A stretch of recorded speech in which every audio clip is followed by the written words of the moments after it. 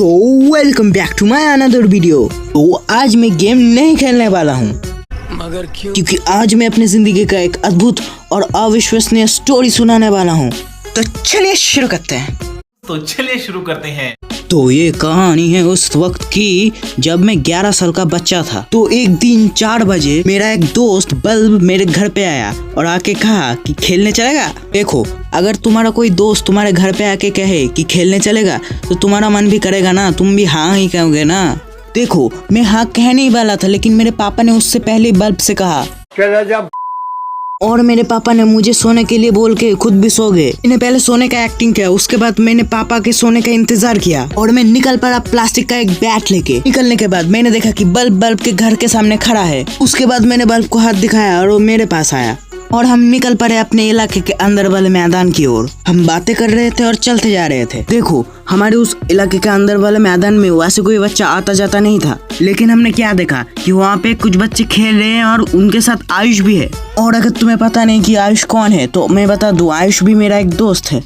और हम उनके पास गए तो हम लोग उनके साथ बातें कर रहे थे, लेकिन अचानक एक बच्चे ने मुझसे मेरा बैट मांगा। मैंने सोचा ठीक है, बैट ही तो मांग रहा है तो मैं दे देता हूँ। बैट देने के बाद कुछ देर बाद मैंने उससे फिर से बैट ले भी लिया। लेने के बाद एक और बच्चे ने मुझसे मेरा बैट मांगा। ऐसे ही 4-5 बार बैट लेने देने के बाद एक और बच्चे ने जब मुझसे बैट मांगा तब मैंने नहीं दिया। तुम लोग शायद सोच रहे होगे कि ये क्या है। असली कहानी तो अभी से शुरू होती है। बैट देने से इनकार करने के बाद मुझ पे और बल्ब पे एक बच्चे ने पत्थर फेंका। एक बच्चे को देखा कि सारे बच्चे मिलके हम पे पत्थर फेंकना चालू कर दिए, सिर्फ आयुष को छोड़ के। हम लोगों ने उसके बाद दौड़ना चालू किया और हम थोड़ी दूर जाके बोल रहे थे कि बंद करो पत्थर फेंकना हम पे, लेकिन वो लोग तो सुनने का नाम ही नहीं ले रहे थे। बस पत्थर फेंके जा रहे थे और फेंके जा रहे थे। देखो, मैं बचपन से काफी ज्यादा तेज दौड़ सकता हूँ और इसीलिए ही मुझे इसका एडवांटेज मिल रहा था। लिटरली मेरे बॉडी पे एक पत्थर भी टच नहीं हुआ था, लेकिन बल्ब मुझसे काफी धीरे दौड़ता है और काफी सारे पत्थर बल्ब के बॉडी पे जोर जोर से पड़ रहे थे।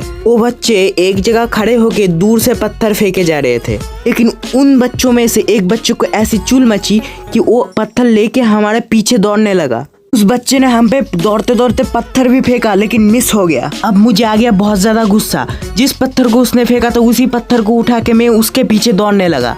और वो दौड़ किस दिशा में रहा था पता है तुम लोगों को?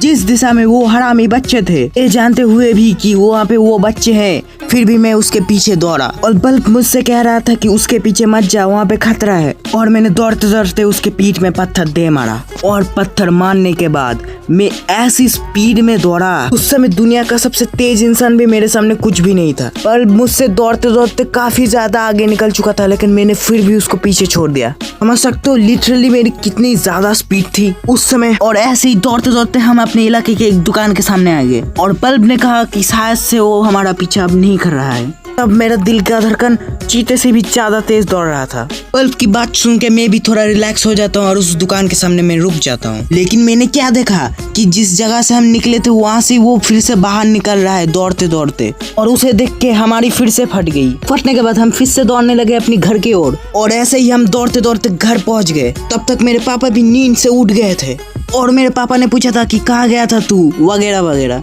मैंने सोचा इससे बुरा और क्या ही होगा, लेकिन नहीं, वो बच्चा मुझे ढूंढते ढूंढते मेरे घर पे पहुंच गया था। उस समय मेरी वैसे ही फटी हुई थी और उसके आने के बाद तो फट के 4 हो गया। मैं उस समय सोच रहा था कि इसे मेरा घर का पता चला तो चला कैसे, ना ही वो मुझे जानता है ना मैं उसे जानता हूँ। बाद में पता चला उसने एक सड़क से जाते हुए बच्चे से पूछा जिसको मेरा घर का पता है। उसने मेरे पापा के सामने मेरा सारा कच्चा चिट्ठा खोल दिया। पापा ने मुझे कुछ कहा तो नहीं, क्योंकि मेरी वहाँ पे कोई गलती नहीं थी। पापा ने कहा हाथ मिलाओ और दोस्त बन जाओ। एक बार सोच के देखो कि ये बात सुनने के बाद उस बच्चे की हालत कैसी होगी। इतनी मेहनत करने के बाद भी मुझे छू तक नहीं पाया वो। और बल्ब तो पूरा मौज में था, उसके फैमिली में किसी को भी कानों कान खबर नहीं पहुंची।